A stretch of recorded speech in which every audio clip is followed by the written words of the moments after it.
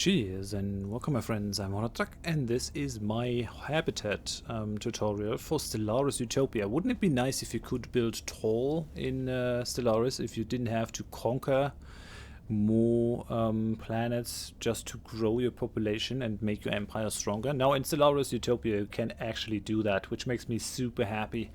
And the first way that you can do that is with habitats. Habitats are always 12 tiles big space stations with 100% habitability. They are the first and the smallest kind of the new megastructures that you can build.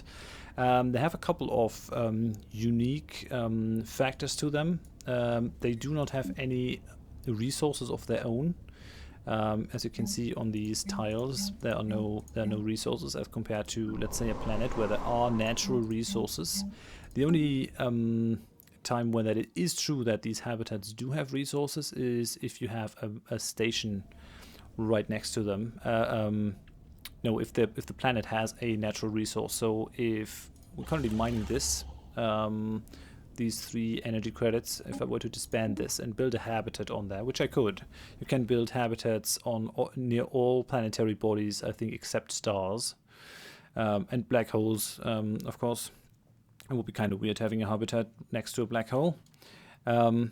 If you build a habitat over here, one of the tiles of your habitat is going to have that 3 energy credits right next to them. Habitats have their own set of buildings. Buildings on habitats are not non-upgradable, so what you see is what you get. There's no more room upwards, and they are better at some stuff and worse at others, because since they do not have any resources, yeah, you can still do mining on the habitats if you desperately need more minerals. You can just try to pull more asteroids in there and process them over there, but it's not really optimal. They're very good at science. I mean, this is pretty good science, just flat out. You would have to upgrade a planetary science building quite a bit to get the same amount, and they're also very good at creating solar power.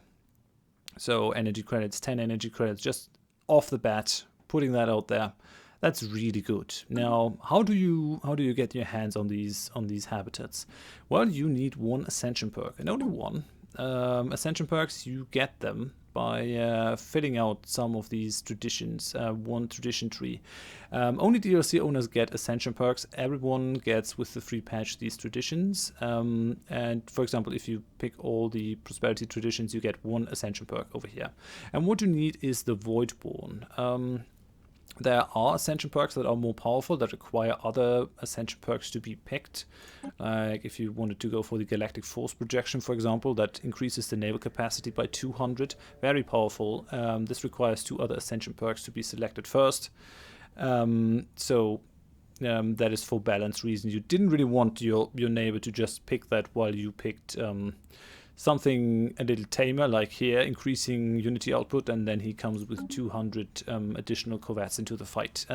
Right, so you pick that Voidborn thing, and that allows you to build the habitat. You can only pick that if you have researched certain technologies. What you need are 1, the deep space installations, so that you can build the highest level space defense station, that fortress over here.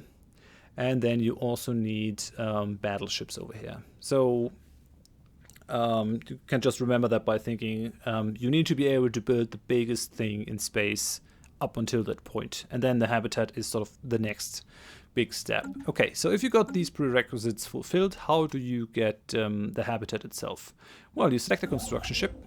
And with the construction ship, you can either right-click and go for build megastructure and then select the habitat, and the thing will move there. You sort of see the shadowy graphic of what it's going to be. The graphics of these differ from species to species depending on the ship types that you selected. This is the molluscoid ship types, and therefore I have a molluscoid habitat. So now it's going to go there and it's going to build the habitat over there.